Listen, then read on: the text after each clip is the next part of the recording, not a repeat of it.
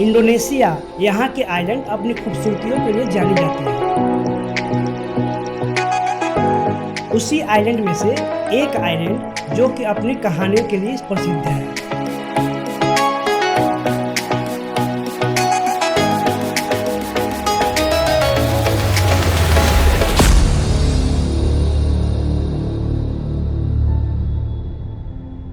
नमस्कार दोस्तों, चारपाई पे चौपाई में आपका स्वागत है। आखिर क्यों इंडोनेशिया के लोग लाशों के साथ मनाते हैं त्योहार, वो भी कब्र से निकाल कर।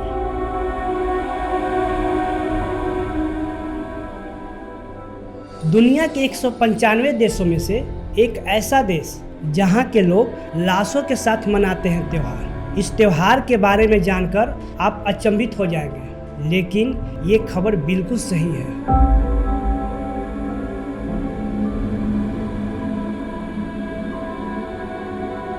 इस त्योहार का नाम है मानेने फेस्टिवल।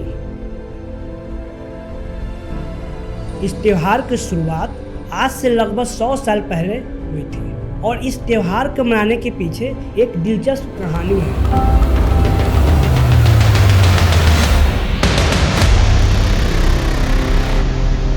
इंडोनेशिया के सुलावेसी आइलैंड पे बसा एक गांव जिसका नाम बरपू है।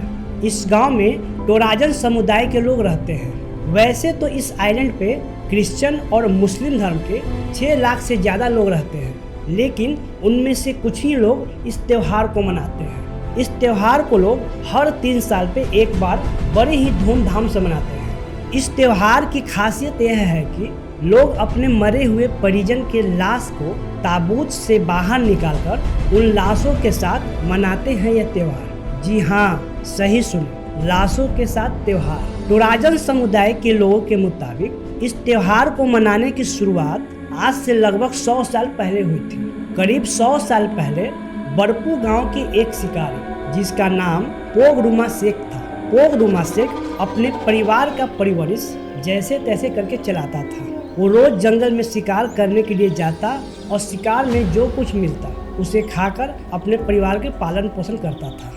एक दिन शिकार करने के लिए जंगल के बीच में पहुंचने ही वाला था कि दूर से एक आदमी जमीन पे सोया हुआ दिखा। नजदीक जाकर देखा तो एक आदमी का लाश था, पूरी तरह से सड़ा हुआ और कीड़े मकोड़े उसे खा रहे थे। पोगरुमा शेख को उस लाश को देखकर उस पे तरस आता है और उस लाश को दफनाने के लिए सोचता है और लाश को अपने साथ घर लेकर चला आता है।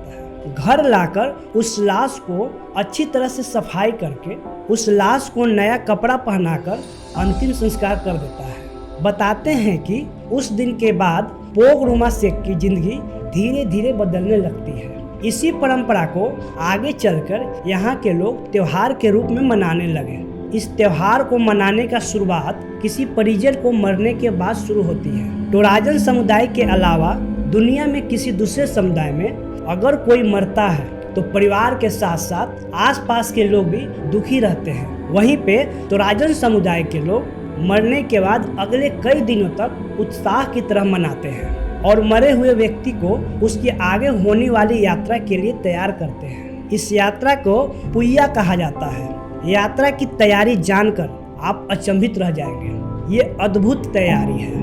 व्यक्ति के मरने के बाद परिवार के लोग अगले कई दिनों तक बैल, भैंस जैसे जानवरों को मारकर उसकी सींगों से मरे हुए व्यक्ति के घर को सजाते हैं और मानते हैं ऐसा करने से मरा हुआ व्यक्ति खुश होगा। टोराजन समुदाय के लोगों का मानना है जितनी ज्यादा सींग जिसके घर में होंगे, मरने वाला व्यक्ति उतना ही ज्यादा धनी है और उसकी यात्रा को उतना ही सम्मान मिलता है। यात्रा का अंतिम रूप देते हुए लोग उस व्यक्ति के लाश को नया कपड़ा और सजावट की सामान पहनाकर तैयार करते हैं। उस लाश को दफनाने के बजाय एक लकड़ी के ताबूत में रखकर पहाड़ की गुफा में रख देते हैं और अगर मरा हुआ व्यक्ति की उम्र 10 साल से कम होती है तो लोग उसे पेड़ के दरार में रख देते हैं। इस प्रथा के अनुसार टोराजन समुदाय के लोग अपने परिवार के मरे हुए लोगों का लाश को हर 3 साल पे ताबूत से बाहर निकालकर उनके मन पसंदीदा कपड़ा पहनाते हैं और उनसे बातें करते हैं। और अगर परिवार के कोई सदस्य बाहर हो तो उन्हें वीडियो कॉल के जरिए बात कराते हैं। टोराजन समुदाय का मानना है कि ये मरे नहीं बल्कि सिर्फ बीमार हैं और उनकी इस तरह से सेवा करने पे वो लोग आशीर्वाद देते हैं, जिससे धन संपत्ति में बढ़ोतरी होती है। कई सालों के बाद लाश हड्डियों में बदल जाती है तो फिर उसे मिट्टी में दफना दिया जाता है। ये थी टोराजन समुदाय की अनोखी तरह से मनाए जाने वाले त्यौहार। इस तरह की और भी कहानी जानने के लिए चैनल को सब्सक्राइब करें। फेसबुक पर देख रहे हैं तो लाइक करें, इंस्टाग्राम पर देख रहे हैं तो फॉलो करें। अगर आपके आसपास कुछ इस तरह की कहानियां हैं जो लोगों को जानना चाहिए तो आप व्हाट्सएप पे हमें शेयर कर सकते हैं। Thank you for watching the video.